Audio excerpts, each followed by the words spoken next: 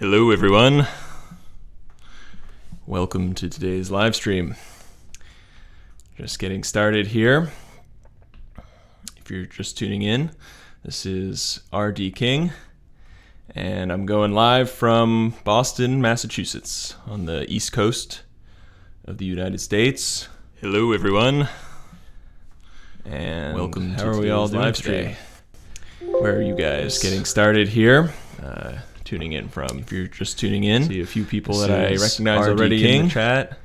And I'm going live from Boston, Massachusetts, on the East Coast, potentially of the United States. Hello, everyone. Terrence and Sam. Welcome. How are we all doing today? Hi, all. Where are you guys? Just getting started here. We're gonna tuning in from. If you're just tuning in, see a few people that I recognize already in the chat. And I'm going live from Boston, Massachusetts, on the East Coast, questions of the United States. Hello, everyone. Terrence and welcome. How are we all doing today? Hi, all. Where are you guys? Getting started here. We're gonna start off here with. If you're just tuning in, see a few people that I recognize already in chat. And I'm going live from Boston, Massachusetts, on the East Coast, questions of the United States. Hello, everyone. Terrence.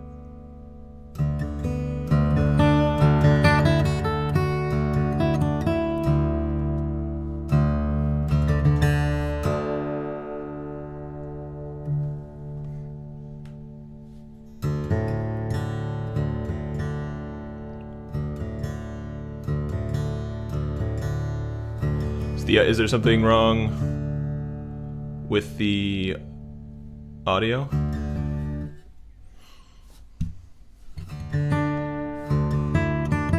Everyone heard the guitar okay? I'm seeing some, it's looping. Really? That's a little funny. I don't know why it would be doing that. It's all good now? Okay.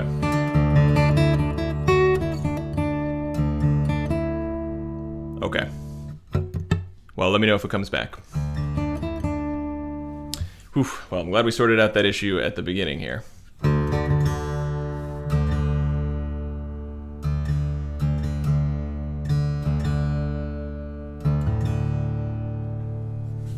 All right, here we go.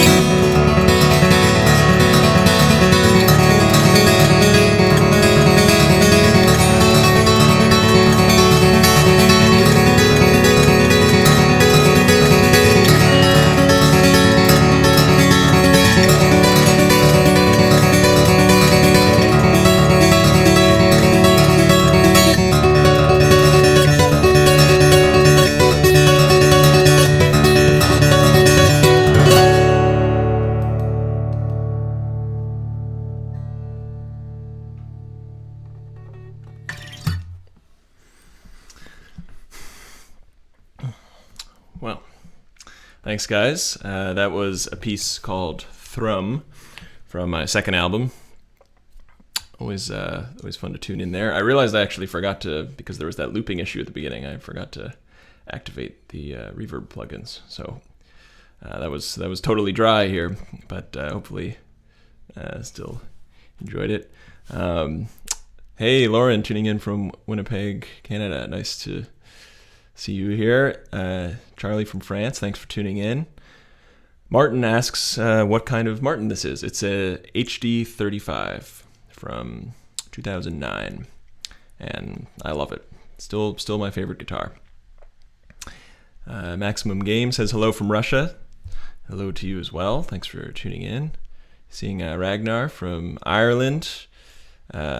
Someone incessant praise from Milwaukee. Thanks everyone for comments. I'm glad you enjoyed it. Jonas says that's his favorite song of mine. Well, thanks very much. It's one of my favorites to play, although it's a tough one.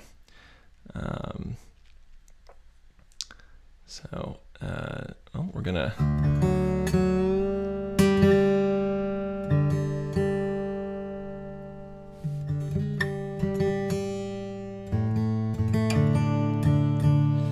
Sounds like someone's tuning in from Everett, Massachusetts. That's cool. Yeah, very close to me.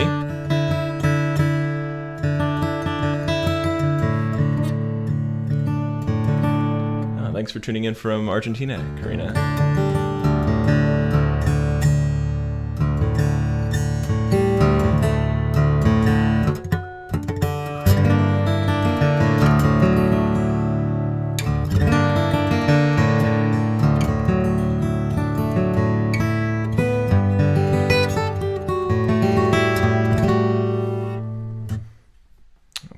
We're going to keep going here. So this is another tune from my second album, and it's called Anna's Waltz. And we're going to try to activate the plugins here and see if we get some reverb. So let me know what you think.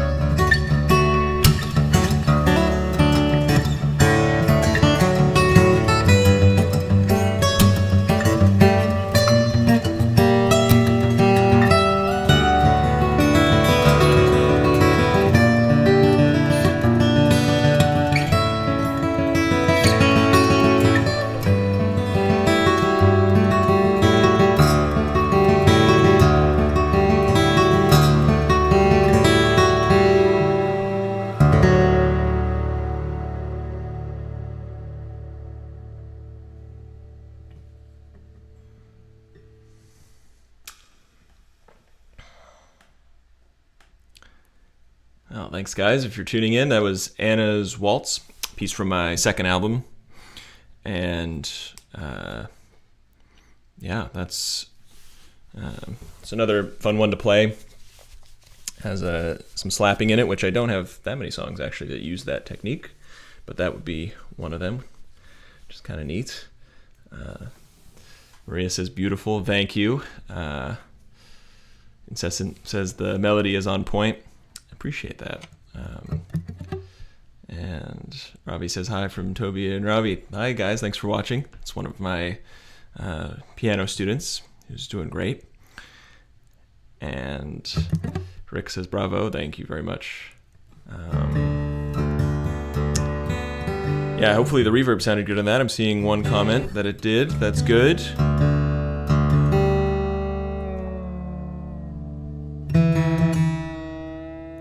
Tune here to play a couple of pieces in an interesting tuning. Like a lot of fingerstyle guitarists, I try to mix up the tunings. Gets me into a different mindset when I don't actually know where to put my fingers. That's the funny thing about standard tuning. You know, your fingers get used to where to play certain chords, where to find certain notes, and that's obviously really helpful to playing guitar, but it also can mean that you end up playing the same patterns over and over again. And the neat thing about different tunings that you're less familiar with is that your mind can no longer just automatically find notes. You have to really think about which ones you want to play. So that's something that I enjoy.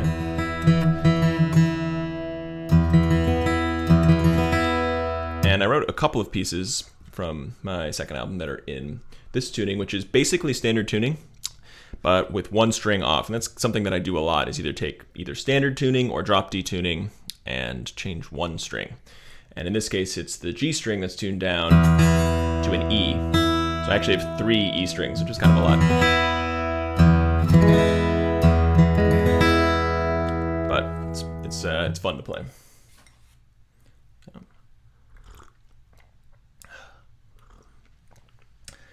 All right.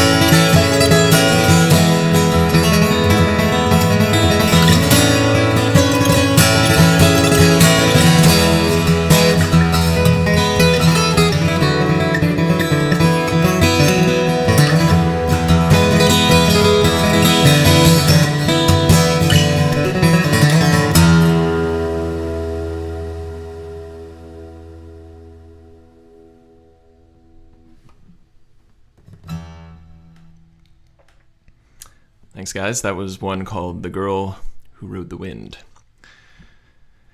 And yeah, it was inspired by a feeling of weightlessness. And I had this image, for some reason, that came to me of a 10-year-old girl riding a dragon. I don't know why that was the image that came to me. I wanted something that was sort of kind of playful and epic at the same time. This next one that's in the same tuning is a little more serious, and it's called We're Not Coming Back.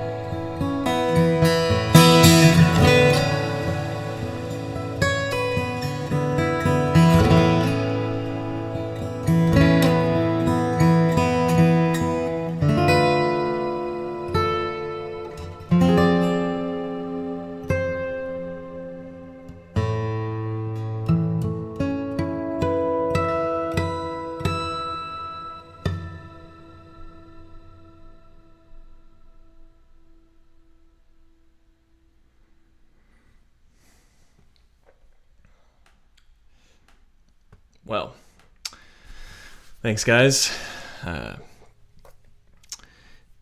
This is RD King here, if you're just tuning in, playing some original acoustic fingerstyle music this wintry afternoon, though it's nice and sunny in Boston for the first time in a while. Bethany says, love that song. Well, thank you. I think that might have been referring to the last one, actually. Girl That Rode the Wind. Richard says that was the first song of yours that I heard. Interesting. Someone asks what the model of Martin it is. This is an HD 35.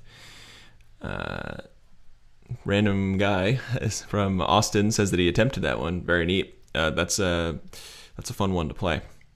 Some parts of it are not too hard. Other parts are a little more challenging. Terrence says that he appreciates the deep, rich bass sounds. Well, I do too. Thank you very much. That's what I'm going for. All about the sort of full orchestral sound you can get out of the guitar. Well, I was mentioning some strange tunings.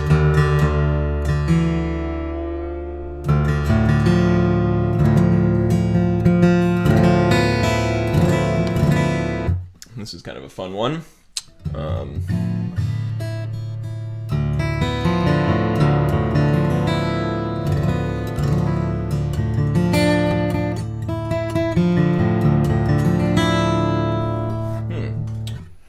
Realizing somehow my capo escaped me, which is kind of a drag. Really? I just had it here when I was sound checking. Seems to have disappeared. Well, that's curious. I may try to run and grab that.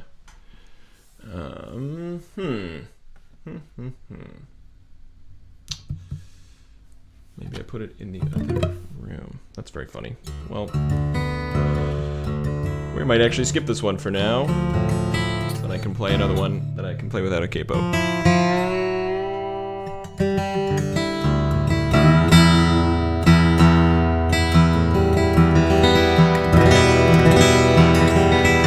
It's really funny. I'm gonna have to run and grab that at some point. But for now, we're gonna continue here with another one. So this is a tune from my first album that is kind of a combination of my two favorite genres of music. One of them being classical music, which I'm very inspired by, and I studied classical music at Ithaca College. And the other one is heavy metal. So this one's kind of a combination of those two genres, and it's called The Precipice.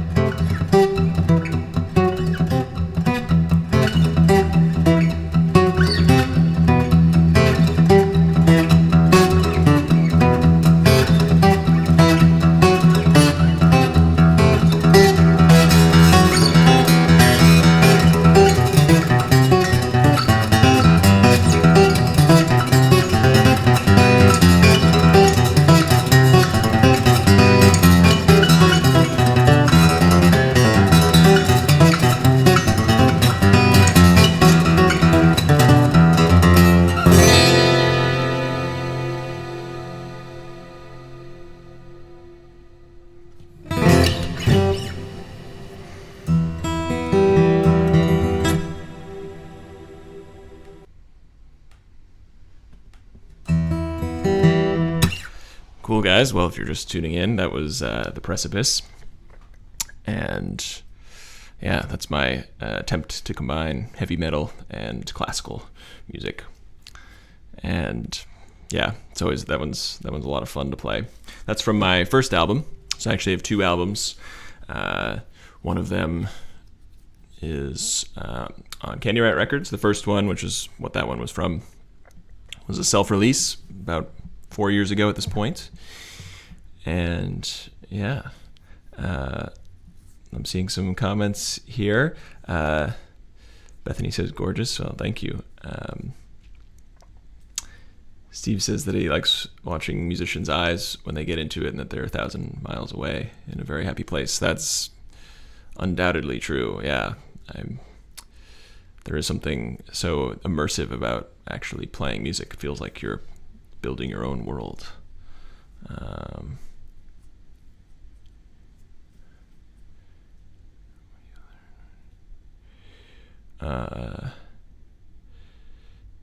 Steve says that he loved the Spanish flair. Thanks. Yes, there's definitely a lot of Spanish in that. Kelvin says hi from Leominster. Hello to you as well. Yvonne says hello from Canada. Hi to you.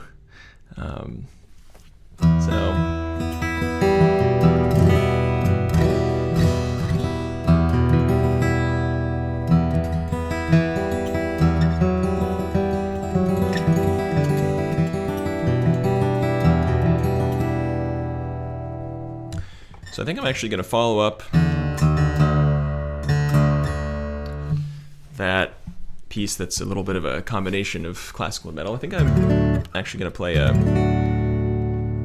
a full classical piece for you guys. This is a piece that I learned as part of my studies in college. I studied classical guitar at Ithaca College in upstate New York.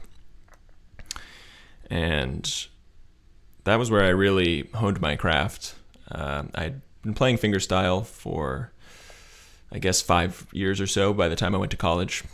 But I didn't actually know very much about classical guitar. I had to borrow a classical guitar for my audition, and I kind of fumbled my way through the sight reading and the pieces that I had to prepare for the audition. But I guess the teacher saw something in me because I was able to get in despite my lack of polished sort of classical chops. And I really fell in love with the classical guitar while I was there. And that's where I really sort of approached fingerstyle guitar in a more regimented way.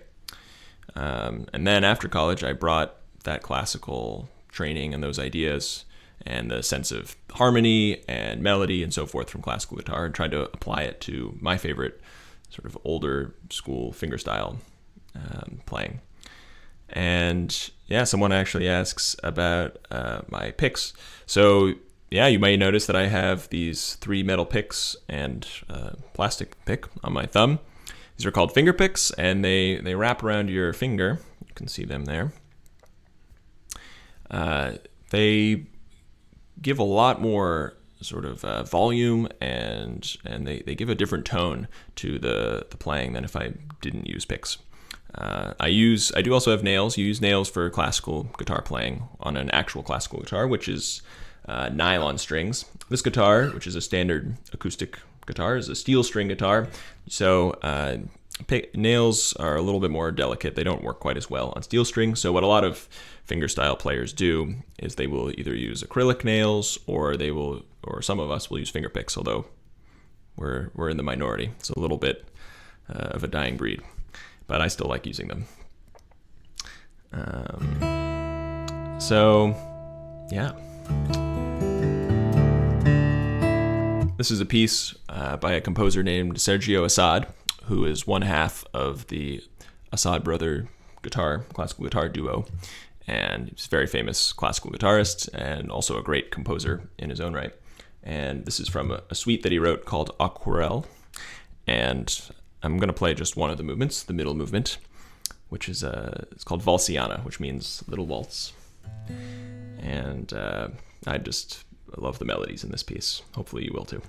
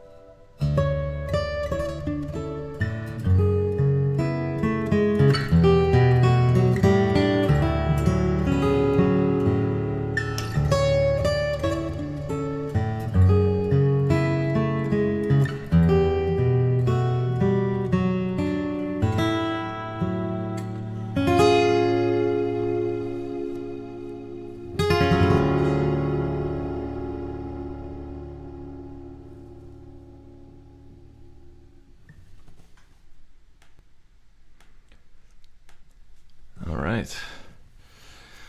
So that was Aquarelle, Movement 2, Falciana by Sergio Assad. One of my favorite classical pieces to play. And yeah, I think that I'm going to have to go retrieve my capo, which I apparently left in the other room when I changed my strings, which I did right before I came on here. So I'm going to be back in 10 seconds. So you guys are going to have to amuse yourselves. Hopefully you can do that. I'll be right back.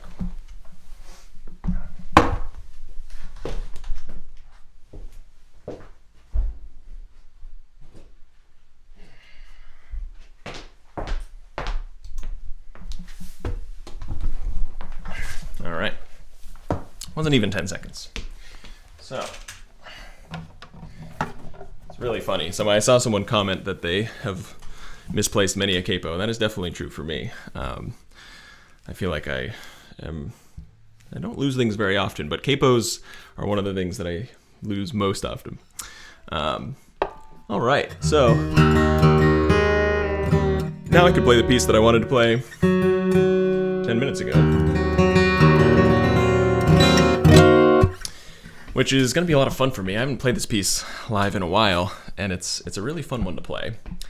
And I saw a couple of comments on the video for the music of this one, but I actually don't have a video of me performing it. I just have the audio up on YouTube. But this piece, I was inspired. I actually wrote this piece while I was in the hallway of Ithaca College, where I went to school, when I was returning to visit there to see a friend's recital. And I had this vision of, it was twilight, and I had this vision of sort of walking into the forest and sort of trying to sort of find your way through a twilit forest, and getting hopelessly lost, and sort of the adventure that would come along with that, but also sort of some of the anxiety. And I think this kind of was also representative of where I was in my life at that point, which was, this was, I don't know, 7 or 8 years ago, I guess, when I wrote this. And yeah, I think it captured some of the psychological anxieties that I was feeling at the time. So hopefully you guys like this one. It's called There Are No Young Forests.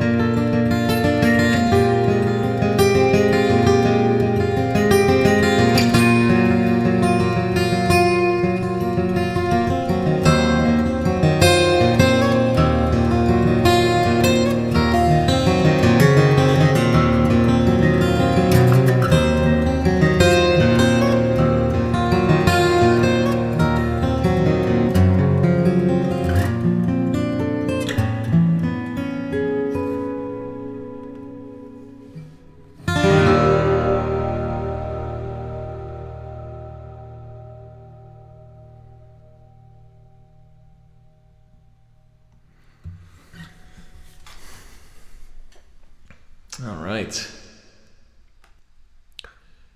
So that was There Are No Young Forests from my first album.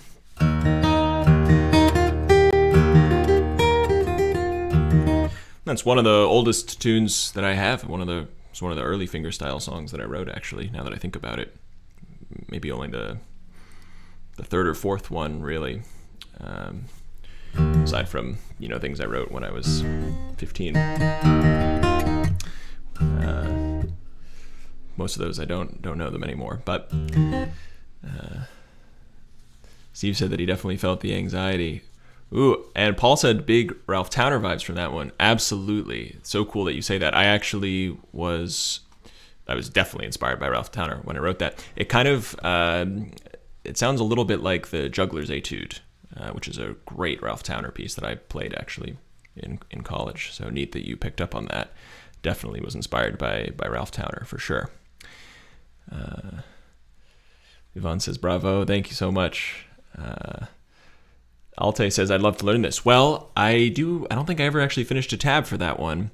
But if you are actually interested, please message me either on YouTube or Facebook or Instagram, and so I'll need a reminder. If there's a couple people who'd want a tab for that, I would do it.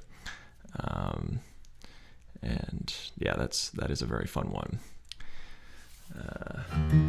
Thank you, Richard. I thought you might enjoy that one. I saw your comment on the video for that recently. Jeff asks, he says that he plays fingerstyle, but he can't keep his nails. Yeah, they'll break off. What picks do I use? I use Dunlops. They're really the most standard type. If you go to Guitar Center or any music store, they'll probably sell these. And I use the .018 gauge. That's actually pretty critical. I don't think it actually matters too much which company you use.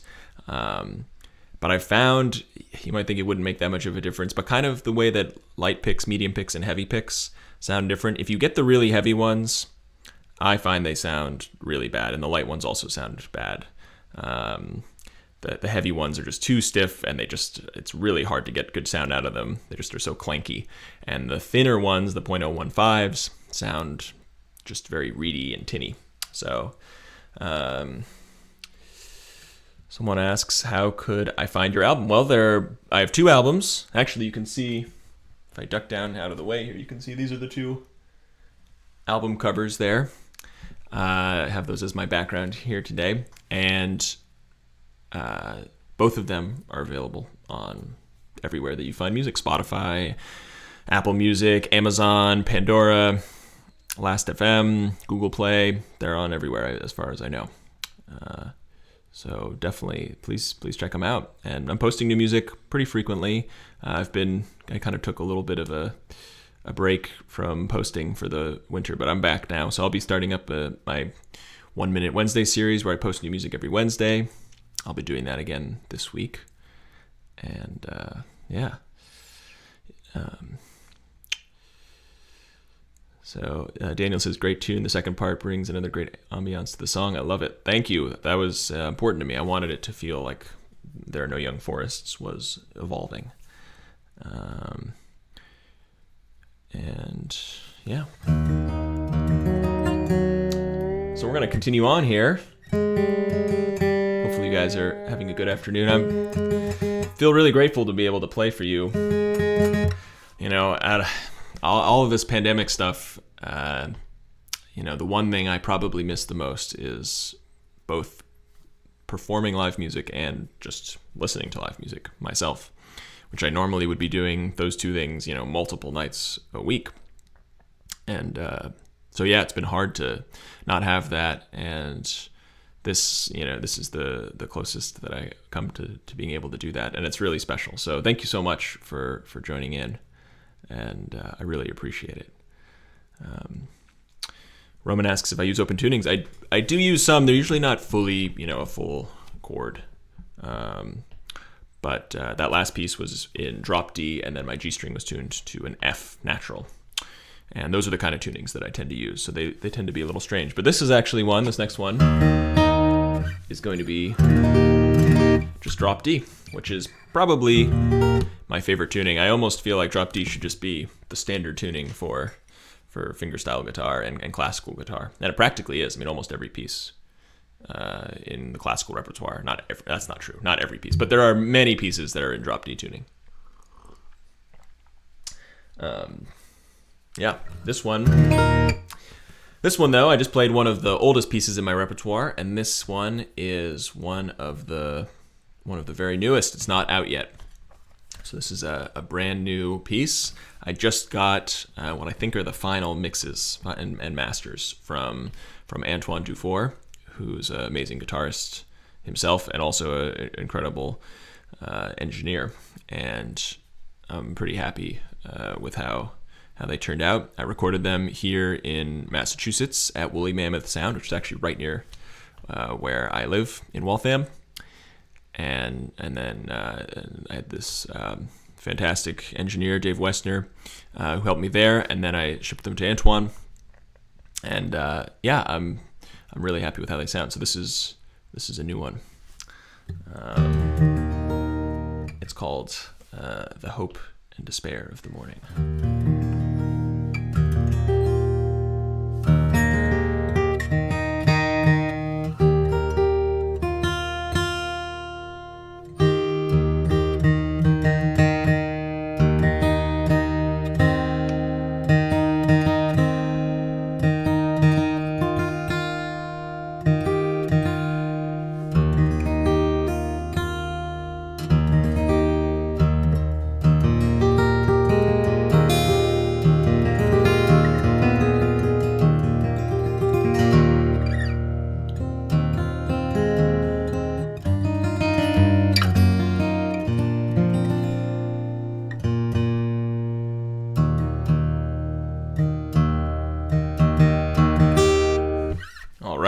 I think we're in tune, ready to rock. Here we go. The Hope and Despair of the Morning.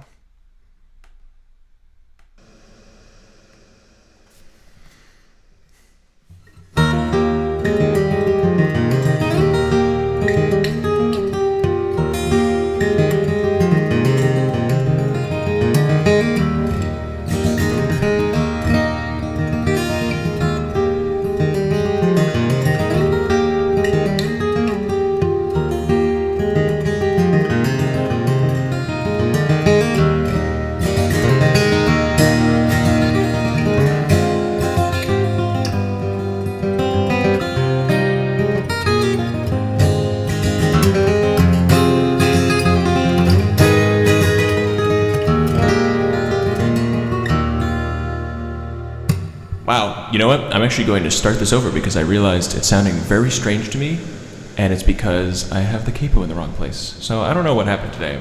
The capos are just giving me lots of trouble. I leave one in the other room. I was trying to figure out why it sounded so strange to me. And that is why. Wow. Well, you would think after playing this instrument for 10,000 hours that I wouldn't do things like that, but it just goes to show you. Hilarious. So we're gonna do a mulligan on that one. That's more like it. That was really messing with my head because it sounded off and I couldn't figure out why. I was like, why this sounds flat or something. Then I realized it was because I was playing it in the wrong spot.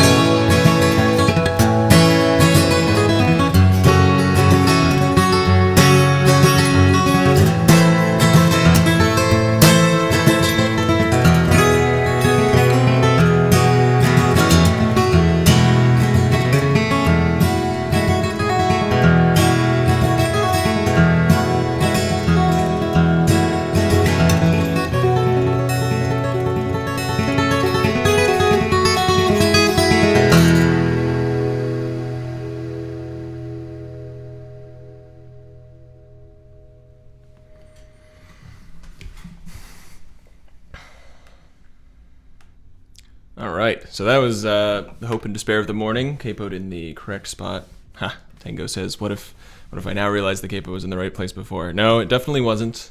And Lauren said the dots were in the wrong location then. Yes, that was how I eventually realized it.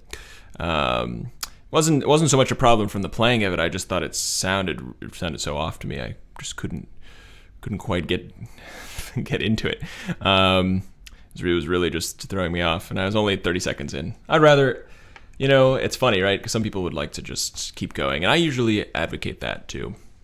But in this case, I felt like I wanted to just restart it. So thank you guys for bearing with me for the capo snafu and the looping. We're having some technical issues today, but hopefully the music and the songs are working properly. But Steve says much more hope than despair in that one. Well, thank you. I think there is more hope than despair in the morning, but there is a little bit of despair also. So it's mostly hope. I think it's mostly a hopeful piece, but there's just a tinge of, I don't know what it is exactly. Just a little something that makes it not fully hopeful. Yvonne says, bravo. Thank you very much. Paul says, well done. I appreciate that. Petros says that was great. Well, so that one, again, not out yet, but that's going to be coming out this year, probably around the summer. I actually have not fully decided when I'm going to release it.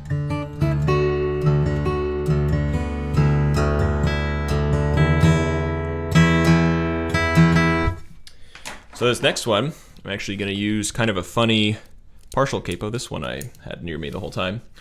This one this capo only capos 5 of the strings, which is kind of a cool thing about it. So I'm actually going to leave my low E string uncapoed, but the other 5 strings are capoed. It's kind of a neat effect.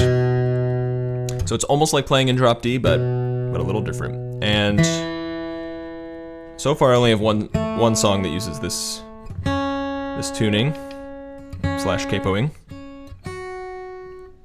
And it's another brand new one.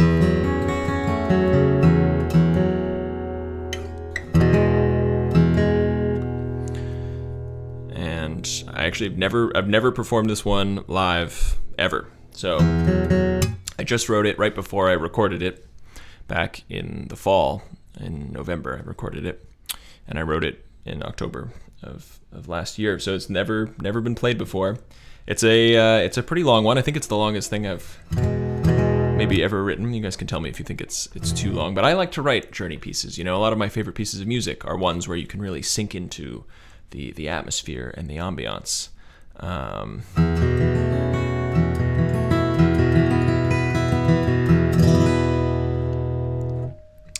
So this is, I'm excited to try this one out. It's called, hold on, need a sip of coffee, so save some drama. It's called Summerlast. Here we go.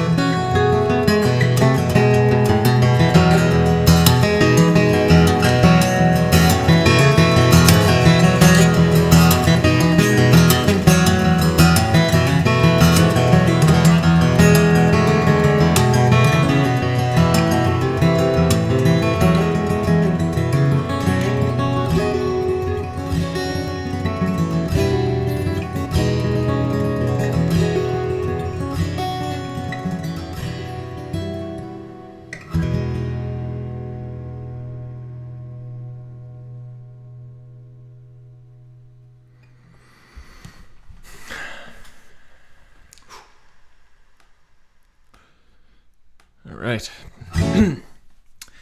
And that one is that one's pretty intense to play. Like I said, that was my first time performing that one live. It's a new one called Summerlast that will be out sometime later this year. But yeah, it's an intense one to play, and it's obviously pretty long. Hope you guys enjoyed it.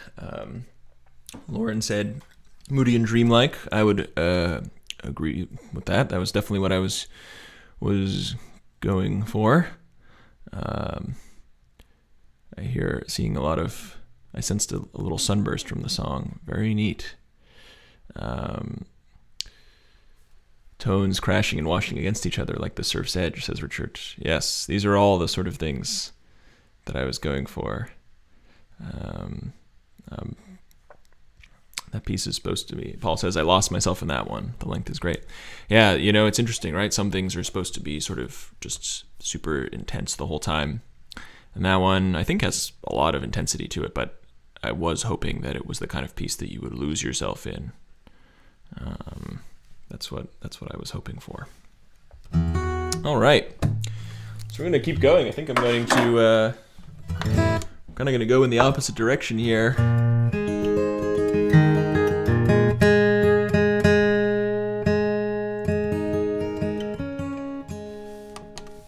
And yeah, so I've played all original music so far, and a combination of old and new stuff.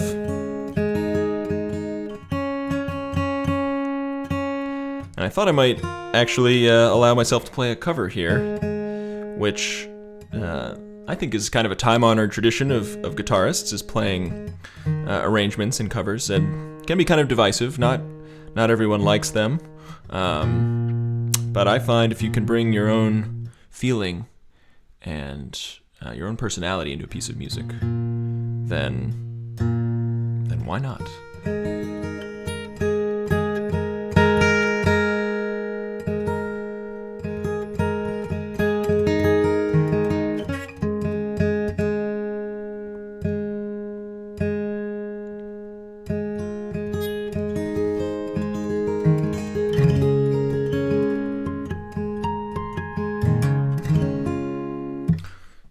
So some of you who are very observant might have noticed that I have here a Beatles coffee mug. I love the Beatles. I grew up listening to basically every one of their albums. And it's interesting how you can listen to their songs over and over again and still find new things. And one of my absolute favorite pieces of theirs, which I think gets overlooked because of how overplayed it is the song Here Comes the Sun. And I think it's a really very special song, but because we've all heard it 10 trillion times, we kind of lose sight of that, the sort of special energy that piece has. It's very cheerful and positive, and yet there's also a lot of sadness and depth to it. So I think it's a really interesting piece. And maybe I'll breathe a little bit of new life into it here. We'll see what you guys think.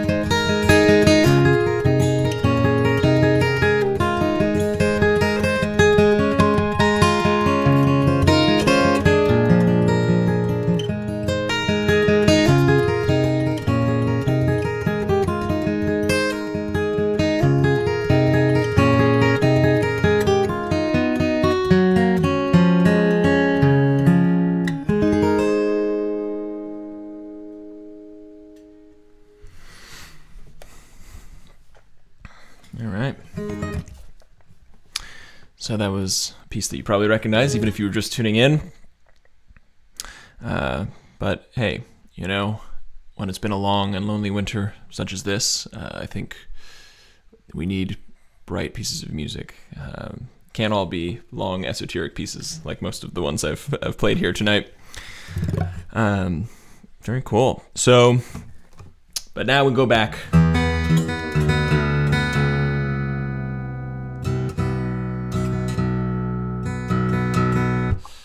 Someone asked if I'll play Luminescence. I think I'm going to skip that one today just because I have a long set here, and I've played that one, I think, in at least one of the last 2 live streams.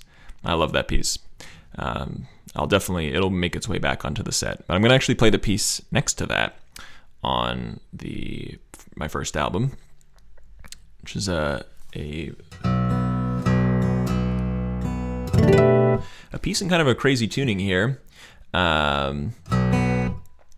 We have standard tuning, except for the low string is tuned down to a B, actually. So it's quite a low piece, and I had a lot of fun writing this. I think the depth of the low string, and I use a lot of high notes here as well, was trying to create the sense of space. This piece was about. This piece was inspired by a book called "The Unbearable Lightness of Being" by Milan Kundera. I actually have a couple songs inspired by that book. It's one of my all-time favorites. And this piece in particular was inspired by a very famous passage from that book on the concept of vertigo, and how as we achieve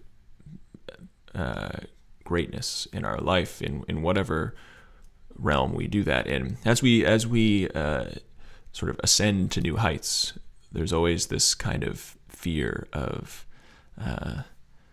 the ground below, and it's interesting. He has a very interesting take on it that's a little bit more complex than that. But this is a piece called Vertigo.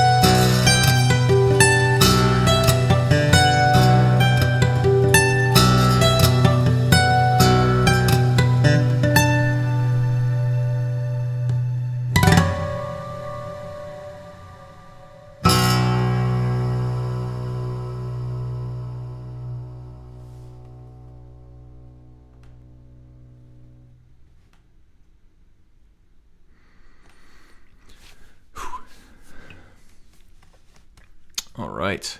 So that was a piece called Vertigo. And yeah, that one's always very intense to play. I feel like it really puts me into the mind space that I was in when I wrote that one, which was very intense. It's an intense one. Sort of for me, it has a lot of striving in it. It's this sort of this kind of will, sort of trying to kind of bend the world to your will, as it were. It's very intense. Steve says that you tell quite a story with your music. I appreciate that. That's very much what I'm going for, that immersion.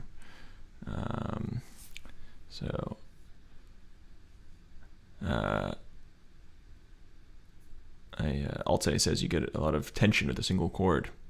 Yes, that's definitely what I'm going for in that piece. All right, so I have just three pieces left here.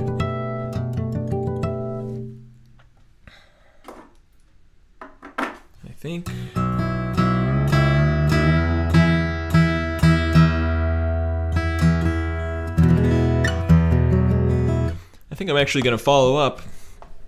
I'm going to rearrange the order I was going to do these in a little bit. I'm going to follow up that piece, Vertigo, which was, as I mentioned, inspired by a novel, by another piece inspired by the same novel. And this one, actually, I took the title right from the title of that piece, which was called, the novel is called The Unbearable Lightness of Being, and this piece is just called Lightness of Being.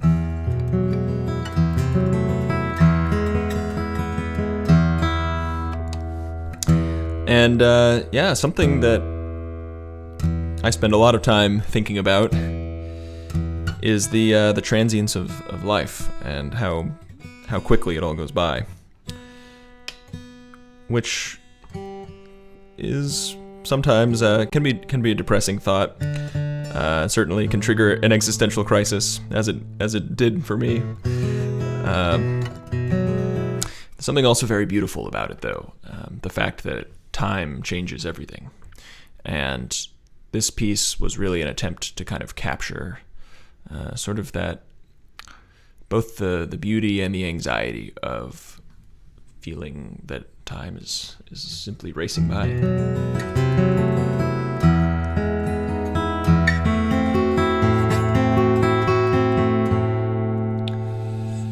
Jose asks, he says, great song. Any advice on how to make a song have feelings or how to make it sound immersive? Well, I think you have to connect yourself to the instrument so that it feels like an extension of you. And definitely playing with lots of dynamics, right? Modulating from quiet to loud, experimenting with all the different tools in your toolbox. But the main thing is to really just connect with the piece and to practice just allowing your heart to open up. And for me, this piece is kind of the ultimate vehicle for that.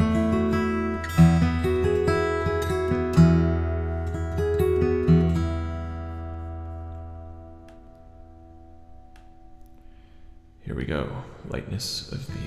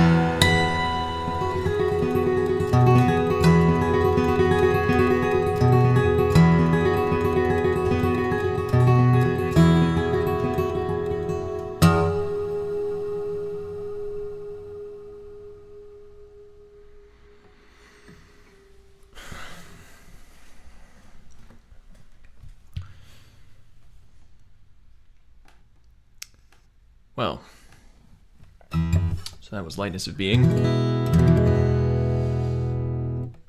Someone said, what tuning is it in? That one actually is in standard tuning, E-A-D-G-B-E. And yeah, there aren't that many songs of mine in that. Well, there's a couple on each album that are in standard tuning.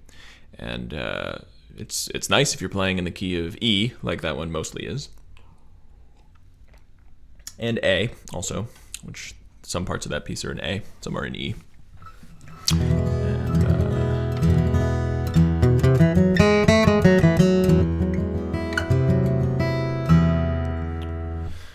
I think, so, yeah, I'm going to play just the final two pieces here, which are both in the same tuning. One of my favorites, which is tuning the A string down to a G,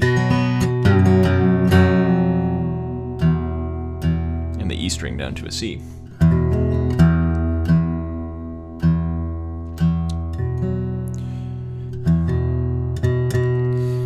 Wow, I'm having so much fun right now playing for you guys. I hope you're enjoying it as well. It's really a pleasure.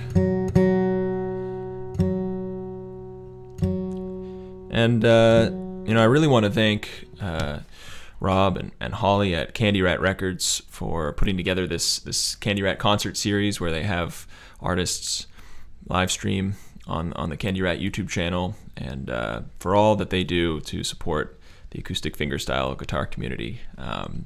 You know, I've been listening to artists on Candyrat Records since I was in high school, you know, 15 years ago when I first discovered Andy McKee and Don Ross and Preston Reed and Antoine Dufour, of course, and many others, too many to name. And I just, yeah, it's very special to be a part of such a great community, and you know, it really it might not exist if it was not for Candyrat and for the efforts of the people behind it. So we should all, you know, hopefully all of us who appreciate that kind of music really owe them a debt of gratitude, and I certainly am very grateful. So thank you guys for joining me on this Sunday afternoon. I'm gonna finish up with two pieces. I'm gonna play the last track, or sorry, this is actually the first track on my second album. That's what I'm gonna play first.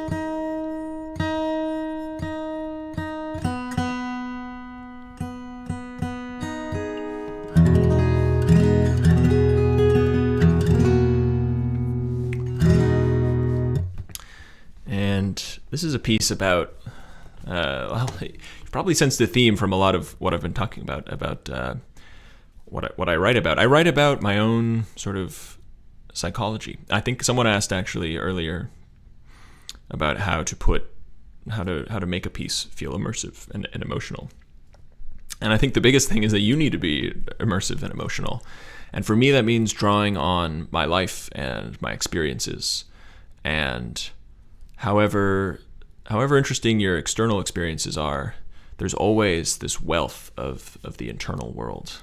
And for me, my internal world has a lot going for it, but also a lot of anxiety, a lot of thinking, a lot of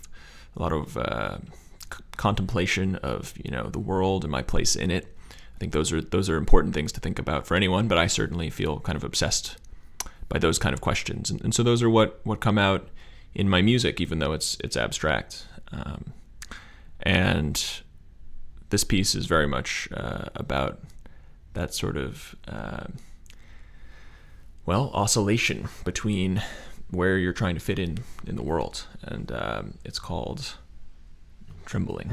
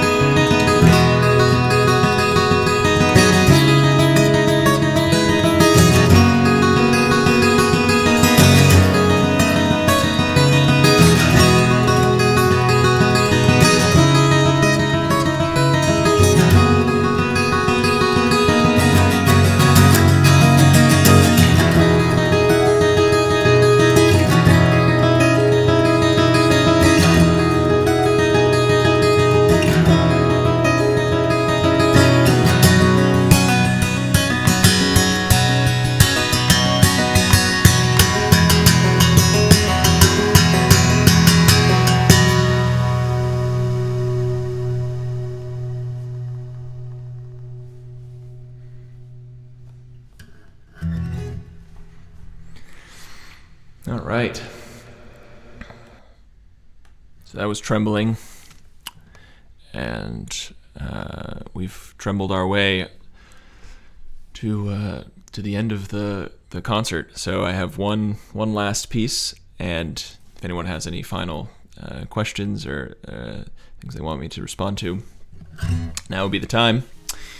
But just been a really terrific afternoon for me, and thanks for coming out and hopefully enjoying the music and having a couple laughs, a couple funny things go wrong and so forth. I really appreciate everyone's support, and that's what keeps me going. If you want to hear more of my music, it's all on Spotify and on Apple Music, Amazon, all of the places that you find music.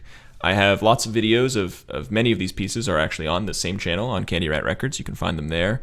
I have my own YouTube channel, which would be you should be able to find it in the video description. But that's where I release a lot of new music. Of course, I'm on Instagram and Facebook, and I try to post new music as frequently as I can.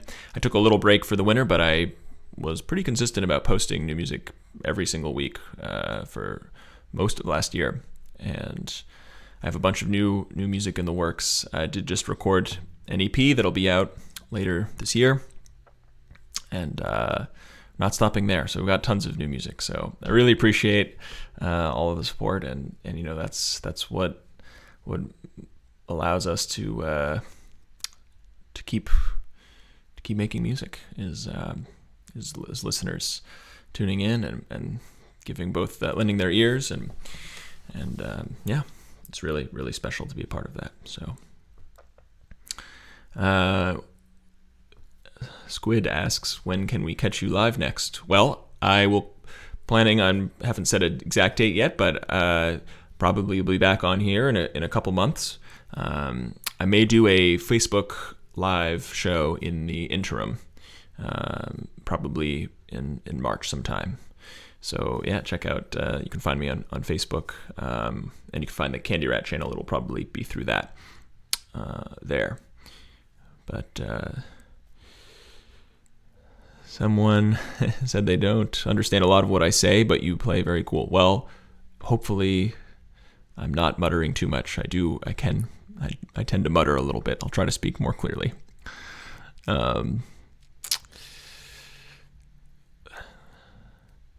Spring says he'll definitely go find more of my music later. I appreciate that. Altai asks, when do you know when you should release a song? Well, that's a great question. It's hard to know when to call something done. But I think for me, it's when I feel like I've applied myself fully to it. So I've put my heart into the music, and I've put my mind into the arrangement and the melodies and the counter melodies and so forth. I feel like I've thoroughly gone through it.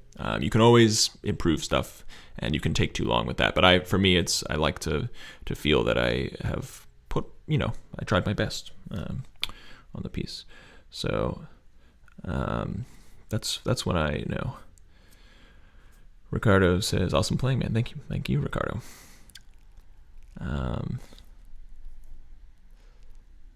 Robbie says, very inspiring. Thank you, Robbie. Say hi to Toby for me.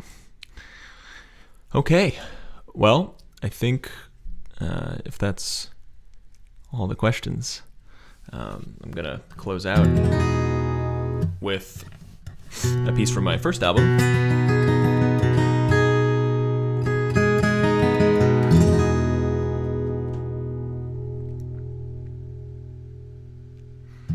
This is one called An End to Wandering.